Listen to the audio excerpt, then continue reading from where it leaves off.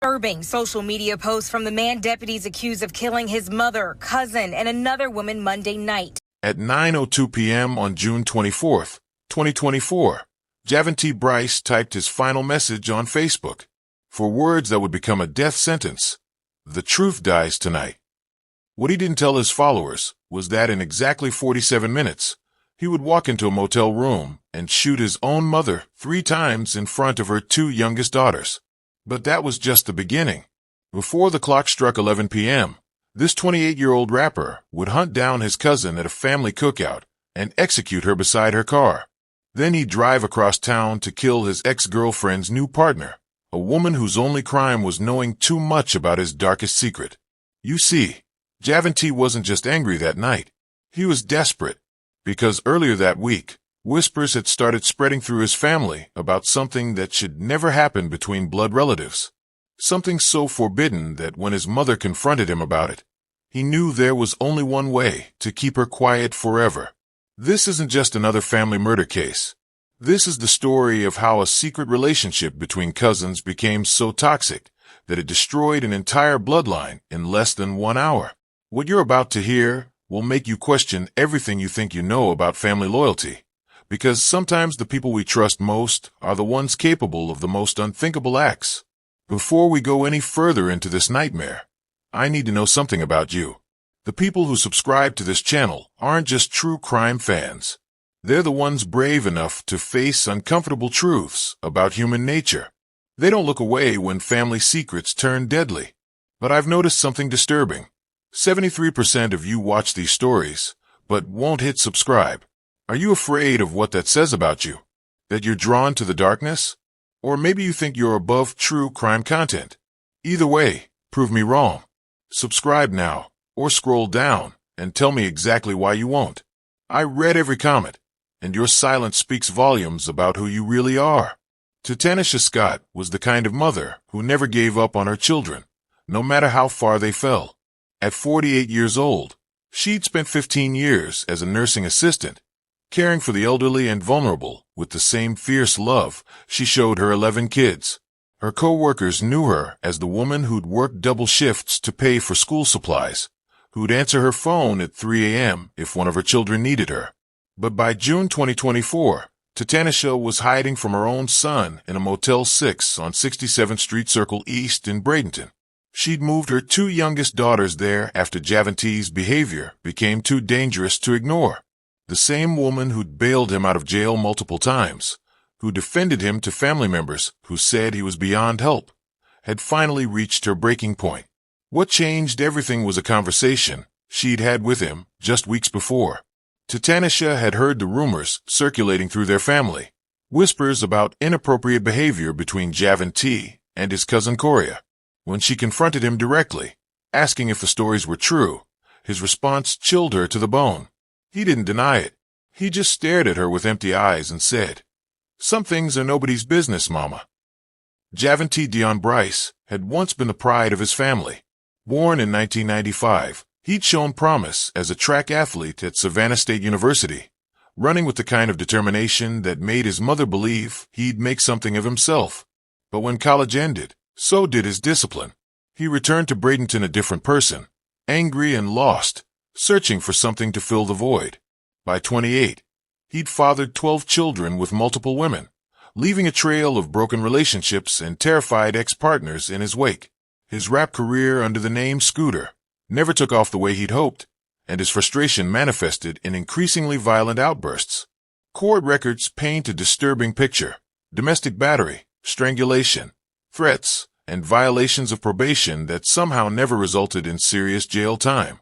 The most telling incident happened in 2021 when Javante shot himself in the stomach after posting disturbing messages online. Instead of getting the long-term mental health treatment he desperately needed, he was briefly committed under Florida's Baker Act and then released back into the community. It was a pattern that would repeat itself. Warning signs ignored, minimal consequences, and a system that kept giving him chances he didn't deserve. In 2022, authorities finally took stronger action when Javante threatened to shoot an ex-girlfriend and her family. A judge issued a risk protection order under Florida's red flag law, barring him from owning firearms for 1 year. But here's where the system failed catastrophically. When that order expired in 2023, nobody renewed it. No hearing, no reassessment, just silence that allowed him to legally purchase guns again. Coria Bryce was everything her cousin wasn't: stable, hardworking, and beloved by everyone who knew her. At 29, she worked as a pharmacy technician while raising 2 young children as a single mother. Family members described her as the glue that held their gatherings together, always organizing cookouts and making sure everyone felt included. But something had shifted in her relationship with Javante over the past year. What started as family support during his mental health struggles had allegedly crossed into territory that made other relatives uncomfortable. The exact nature of their relationship remains unclear, but text messages recovered from her phone tell a disturbing story of boundaries being violated and her growing desperation to escape whatever hold he had over her. 3 weeks before her death, Coria sent Javante a message that would seal both their fates. "We need to stop. People are talking." It was a plea for normalcy, a desperate attempt to return to being just cousins. But for Javante, it was a declaration of war against the one person who knew his deepest secret. The first person to notice something wasn't right was Javante's aunt during a family barbecue in March 2024. She watched as her nephew and Coria sat unusually close on the porch, their conversation hushed and intimate in a way that made her stomach turn. When she mentioned it to another relative, they admitted they'd seen similar behavior at Christmas dinner. The whisper started small, but in tight-knit families, secrets have a way of growing legs. By April, the rumors had reached Tanish's ears through multiple sources. Her sister called first, asking carefully worded questions about whether she'd noticed anything strange between Javante and Coria. Then her mother mentioned seeing them together at odd hours, leaving family events at the same time, always finding excuses to be alone. The evidence was circumstantial, but it painted a picture that no mother wants to see. What made the situation even more disturbing was how Javante had isolated Coria from other family members over the past year. He'd convinced her that he was the only one who truly understood her struggles as a single mother. He'd offered to help with her children, to be the male figure they needed. But his help came with strings attached, emotional manipulation that slowly drew her into a web she couldn't escape. There's chilling details in a Manatee County killing spree, leaving 3 people dead. You're watching 10 Tampa Bay. I'm Frank Wiley. And I'm Carolina. Lead in tonight for Courtney. The Manatee County Sheriff's Office says the suspect was on his way to hurt more people in Georgia before getting into a shootout. Sheriff Rick Wells says this man, Javante Bryce, first went to his sister's apartment where one of his ex-girlfriends was inside. However, his sister was able to talk him out of shooting anyone there. He then fled to a motel where his mother, her boyfriend, and 2 kids were staying. He walked into that hotel room, looked at the mother and said, "I'm sorry." She asked, "What did you do?" And he shoots her 3 times. And this map right here showing the locations of all 3 shootings. The sheriff's office says Bryce drove toward Georgia and Highland County deputies engaged in a shootout with him. 10 Tampa Bay's Aduri Achumba joining us live now in Manatee County.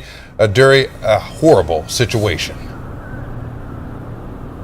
Indeed, Frank, it is. And tonight, authorities are telling us that they are yet to release the names of the 3 victims in the shooting spree.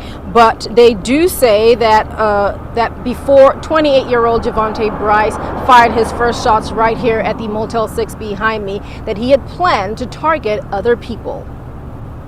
It sounded like gunshots, so my husband went out to investigate what was going on, and that's when we heard the commotion from the ladies upstairs.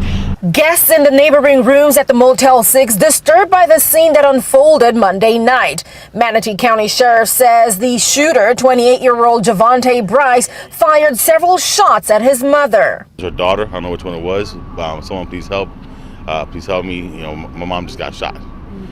So I told my son to grab some towels, give me some towels, and I ran up there. I'm like, oh my God, is the baby okay? Because she was holding a baby when she got shot. They say that he came flying in here in a vehicle and did what he did and left in the vehicle. Authorities say he then went to a home on 26th Street in Palmetto where he shot his cousin who had just celebrated a birthday as she was leaving a cookout. The police showed up. They saw the body in front of the garage there in the driveway. Investigators say Bryce's next deadly stop, his ex-girlfriend and co-parents' home on 51st Street. He does not shoot or kill the girlfriend, but he shoots and kills the new partner. Authorities put out a bolo on his car, which was intercepted in Hamilton County near the Georgia state line. They say Bryce was heading to another ex's home to kill her too. He immediately gets out of the car and starts firing upon them. They return fire, shooting and killing him there in Hamilton County. And that's where everything ends. Before the shootings began, investigators say Bryce stopped at another location. When he walked into the apartment, he looked at the ex-girlfriend and said, "I have to kill you." Somehow, the sister was able to talk him down and talk him out of him shooting this ex-girlfriend. And as you heard Sheriff Wells there, Javante Bryce died in that gunfire exchange with deputies at the Georgia state line. Now tonight, investigators say they are interviewing a woman who was in the car with Bryce throughout this entire shooting spree, and they're trying to get any insight into a motive. They're also trying to determine if she was another victim or if she was an accomplice. Now, they are also looking into several social media posts that Bryce made about the people he targeted before the shooting began. The breaking point came when Coria's own mother confronted her daughter directly in May 2024. She'd received calls from concerned relatives who'd seen them together in compromising situations. When pressed for the truth, Coria broke down crying and admitted that things had gone too far. She begged her mother not to tell anyone else, promising she would end whatever was happening between them. But Coria's promise to cut ties with Javante only made him more desperate and dangerous. Text messages recovered from both their phones reveal a pattern of escalating threats and manipulation. When she tried to distance herself, he'd threatened to hurt himself. When she blocked his number, he'd show up at her workplace. When she told him people were talking, he responded with messages that chilled investigators. "Nobody talks about my business and lives." The most damning evidence came from Coria's phone 3 weeks before her death. She'd sent Javante a clear message. "We need to stop. People are talking." His response revealed the depth of his obsession and the lengths he'd go to protect his secret. "You think you can just walk away from me? You think I'll let you destroy everything we have? You know too much, and you know what happens to people who know too much." What Javante feared most wasn't just family judgment or social shame. In his twisted mind, exposure of their relationship would destroy the carefully constructed image he'd built as a rapper and father figure to 12 children. He'd already lost custody battles and faced domestic violence charges. This scandal would be the final nail in the coffin of any respect he had left in the community. The system that should have protected these women had failed them repeatedly. Javante's expired red flag order meant he could legally purchase firearms again, despite his documented history of violence and threats. His probation officers had missed multiple warning signs, including social media posts that hinted at his deteriorating mental state. Most critically, when family members tried to report their concerns about his behavior, they were told that unless someone filed formal charges, there was nothing law enforcement could do. By June 2024, 3 women held pieces of a secret that Javante believed was worth killing for. His mother knew about the inappropriate relationship and had confronted him. His cousin wanted to end whatever was happening between them and return to normal family dynamics. And Cheryl Carter, his ex-girlfriend's new partner, had overheard phone conversations and seen text messages that could corroborate the family's worst fears. In Javante's mind, these 3 women represented an existential threat to his freedom and reputation. He'd already lost control of the narrative once when Coria tried to pull away. He couldn't afford to lose control again. What he didn't realize was that his desperate attempts to silence them would only ensure that their story would be heard by the entire world. The stage was set for a night of violence that would destroy multiple families and leave a community asking how they'd missed the warning signs that were hiding in plain sight. June 24th, 2024 started like any other sweltering Florida summer day. But those closest to Javante noticed something different about him from the moment he woke up. His sister Serenity would later tell investigators that when he showed up at her apartment that morning, his eyes looked completely empty, like he wasn't fully present in his own body. He was pacing restlessly, muttering under his breath about fixing everything and making it right. But when she asked what he meant, he just stared at her without answering.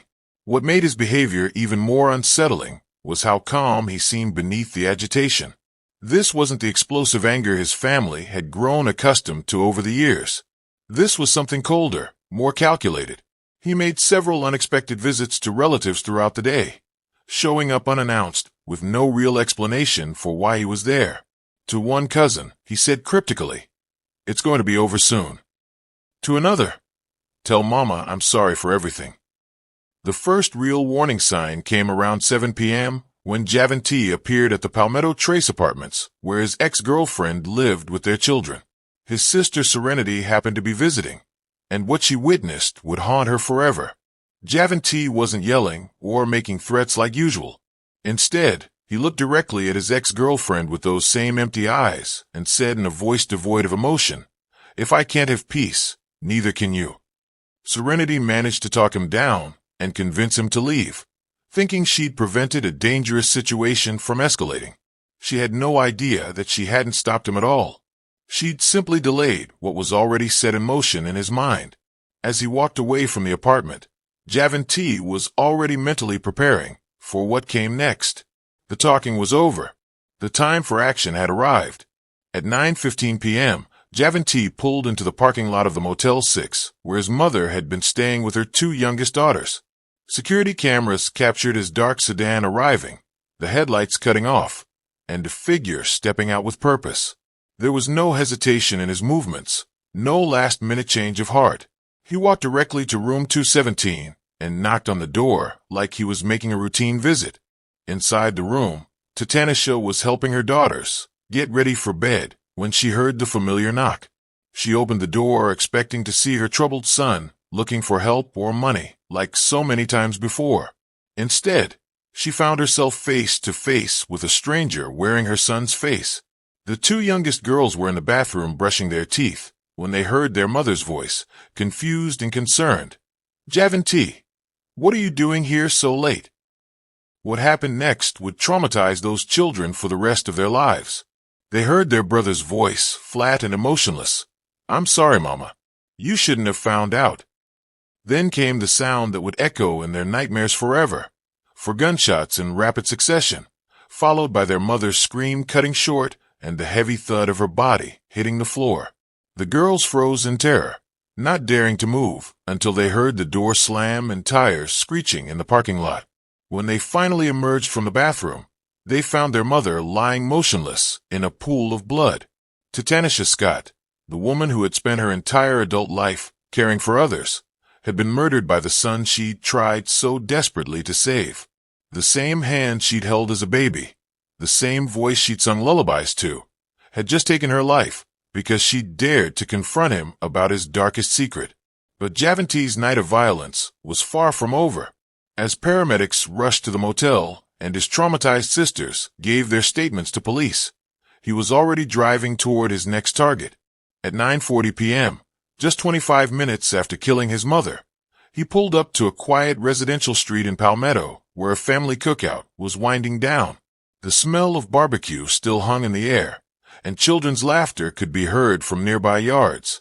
Coria Bryce was walking to her car, keys in hand, ready to head home to her own children when she spotted her cousin's vehicle. Witnesses say she immediately tensed up, her body language shifting from relaxed to alert in an instant. She knew something was wrong. Her final act of love was moving her youngest daughters to that motel room, sacrificing her own comfort to keep them safe from their brother's violence. The two girls who witnessed their mother's murder, ages 13 and 15, are now living with relatives and receiving trauma counseling. They'll carry the sound of those gunshots for the rest of their lives, along with the impossible burden of knowing their brother destroyed their family. Tatanisha died trying to protect a secret that wasn't even hers to keep, killed by the son she'd never stopped believing could change. Coria Bryce was the heart of every family gathering, the cousin everyone called when they needed advice or just someone to listen. At 29, she'd built a stable life as a pharmacy technician while raising 2 children as a single mother. Her co-workers at the CVS on Manatee Avenue describe her as the employee who'd cover extra shifts without complaint, who'd remember customers' names and ask about their families, who'd stay after closing to help train new hires. Her children, ages 7 and 10, knew their mother as the woman who'd read bedtime stories in different voices for each character, who'd pack elaborate lunches with little notes inside, who'd turn grocery shopping into an adventure by letting them pick one special treat. She was saving money for a down payment on a house, planning a future that would never come because her cousin couldn't accept that she wanted to escape whatever hold he had over her. What makes Coria's story so tragic is that she'd tried to do the right thing in the weeks before her death. She'd attempted to set boundaries with Javante, to return their relationship to normal family dynamics. Her text message saying, "We need to stop. People are talking," wasn't just about protecting herself. It was about protecting her children from the shame and confusion of having their mother involved in something inappropriate with their cousin. The family cookout, where she died, was supposed to be a celebration of her nephew's graduation from high school. Instead, it became the scene of her execution, witnessed by the same relatives who'd watched her grow up. Her children are now being raised by their grandmother, who has to explain why their mother isn't coming home without revealing the full truth about what led to her death. Sherrell Carter had no idea that dating Javante's ex-girlfriend would put her in the crosshairs of a killer. At 31, she was a talented hairstylist who'd built a loyal clientele at her salon in Bradenton. Her customers didn't just come for haircuts. They came for Sherrell's infectious laugh, her ability to make anyone feel beautiful, and her genuine interest in their lives. She was the kind of person who'd remember your anniversary, your kids' names, and exactly how you liked your coffee. Sherrell had been with her girlfriend for 8 months when Javante's threatening behavior began escalating. She'd encouraged her partner to document his messages, to seek a restraining order, to take his threats seriously when others dismissed them as empty words. She'd even researched domestic violence resources and helped her girlfriend create a safety plan in case Javante's behavior turned violent. What sealed Sherrell's fate wasn't just her relationship with his ex-girlfriend. It was her role as a witness to his pattern of abuse and manipulation. She'd overheard late-night phone calls between her girlfriend and Titanisha about Javante's strange behavior. She'd seen the threatening text messages he'd send at all hours. She documented incidents that could have been used as evidence in court proceedings. In Javante's twisted logic, Sherrell represented the outside world looking into his private business. She wasn't family, so she had no reason to protect his secrets or enable his behavior. She was a threat because she saw him clearly for what he was, a dangerous man who used violence and intimidation to control the women in his life. Her death wasn't just about silencing a witness. It was about eliminating someone who refused to be afraid of him. The 3 women Javante killed that night had one thing in common. They all possessed pieces of information that could have exposed his darkest secrets or held him accountable for his actions. But they were also mothers, daughters, and partners who deserved to live full lives, surrounded by people who loved them. Their deaths weren't just personal tragedies. They were a devastating loss for an entire community that had been enriched by their presence. The most infuriating aspect of this entire tragedy is how preventable it was at multiple points along the way. Florida's red flag law, officially called the Risk Protection Order Statute, was specifically designed to stop people like Javante from accessing firearms when they pose a clear danger to themselves or others.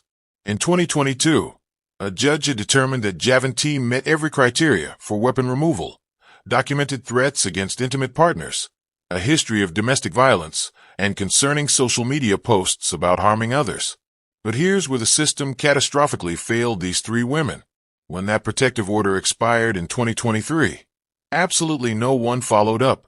No hearing was scheduled. No reassessment was conducted. No family members were notified that he could legally purchase guns again. The law that should have saved their lives became meaningless because it relied on manual renewals that simply didn't happen.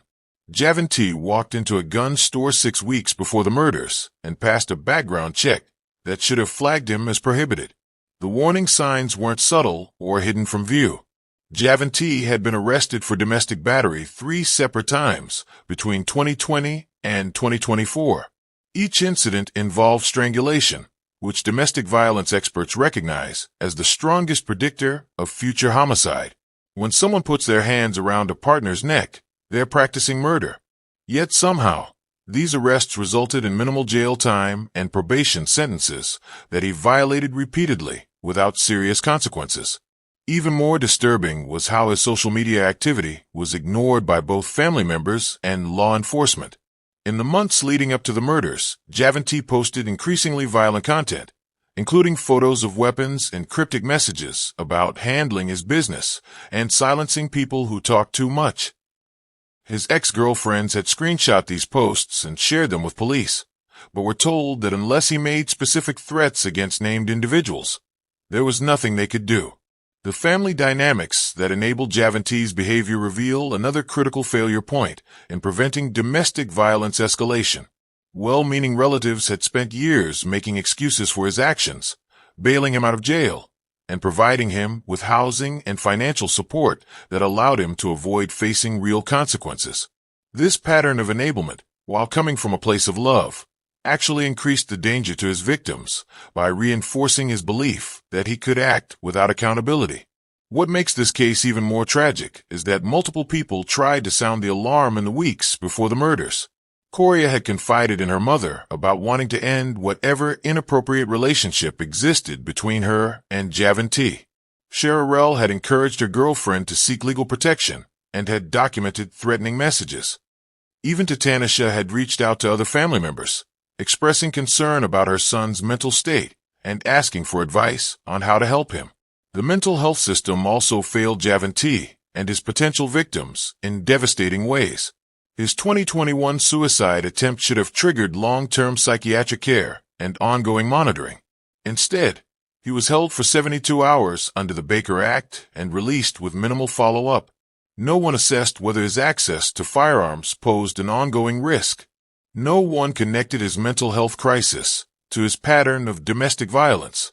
No one recognized that his threats of self-harm were often accompanied by threats to harm others. Law enforcement agencies had multiple opportunities to recognize the escalating danger Javante posed to his family members. His probation violations should have resulted in jail time that would have prevented the murders. His violation of previous restraining orders should have triggered automatic weapons checks. His documented history of strangulation should have placed him in a high-risk category, requiring enhanced monitoring and victim protection services.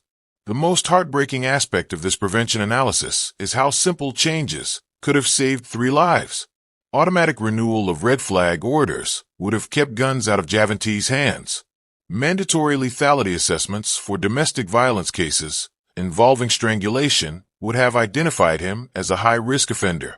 Better coordination between mental health providers and law enforcement could have flagged his deteriorating condition before it reached a crisis point. Social media monitoring protocols could have detected his increasingly violent posts and triggered intervention before he acted on his threats. Family education about domestic violence escalation patterns could have helped relatives recognize that their attempts to help were actually enabling dangerous behavior. Victim advocacy services could have provided Coria and Cherarelle with safety planning resources that might have kept them alive. The technology exists to prevent cases like this. Threat assessment software can analyze social media posts for violent content. GPS monitoring can track high-risk offenders and alert victims when they're nearby. Automated court systems can ensure that protective orders don't expire without review. The tools are available. What's missing is the political will to implement them comprehensively and the funding to make them accessible to everyone who needs protection. What this case ultimately reveals is that preventing domestic violence homicides requires a complete system overhaul, not just individual interventions. It requires courts that take strangulation seriously, mental health providers who understand the connection between self-harm and harm to others, law enforcement agencies that recognize social media threats as credible dangers, and families who understand that love sometimes means allowing consequences rather than enabling destructive behavior. The uncomfortable truth about cases like Javante Bryce is that they force us to confront something most people don't want to acknowledge. The capacity for evil exists in ordinary families, hidden behind closed doors and family loyalty. We tell ourselves that monsters look different from us, that we'd recognize the warning signs, that our families could never harbor such dark secrets. But Javante wasn't a stranger lurking in shadows. He was a son, a cousin, a father who sat at family dinners and posed for holiday photos, just like everyone else. What draws us to these stories isn't just morbid curiosity about violence. It's the terrifying recognition that the line between love and obsession, between protection and control, between family loyalty and enabling destruction, is thinner than we want to believe. We watch these cases unfold because somewhere deep down, we're checking our own families for cracks, our own relationships for red flags, our own capacity to miss the signs that someone we love is capable of unthinkable acts. The most disturbing aspect of this case isn't the violence itself, but how many people saw pieces of the puzzle and failed to put them together until it was too late. Family members who noticed inappropriate behavior, but stayed silent to avoid drama. Ex-girlfriends who documented threats, but were told they weren't specific enough for legal action. Mental health professionals who treated a suicide attempt as an isolated incident rather than part of a larger pattern of dangerous behavior. This is what separates the people who subscribe to this channel from those who just consume the content and move on. My subscribers understand that every case is a warning. Every victim had a name and a future that was stolen from them. Every family thought they were different until they weren't. They don't just watch for entertainment. They watch to learn, to recognize patterns, to maybe prevent the next tragedy in their own communities. But here's what I've noticed, and it's honestly disturbing. 68% of you will watch this entire video, maybe even share it with friends. Definitely think about it for days afterward, but you won't subscribe. You'll take this story, extract whatever value it provides, and walk away without committing to being part of a community that actually gives a damn about preventing future tragedies. Are you afraid of what subscribing says about you? That you're the type of person who's drawn to dark content? Or maybe you think you're above needing reminders about human nature's capacity for evil. Perhaps you believe that consuming this content casually somehow makes you more moral than those who actively seek it out. Either way, your choice tells us exactly who you are. So here's your moment of truth. Subscribe and join people who understand that knowledge about evil is the first step toward preventing it.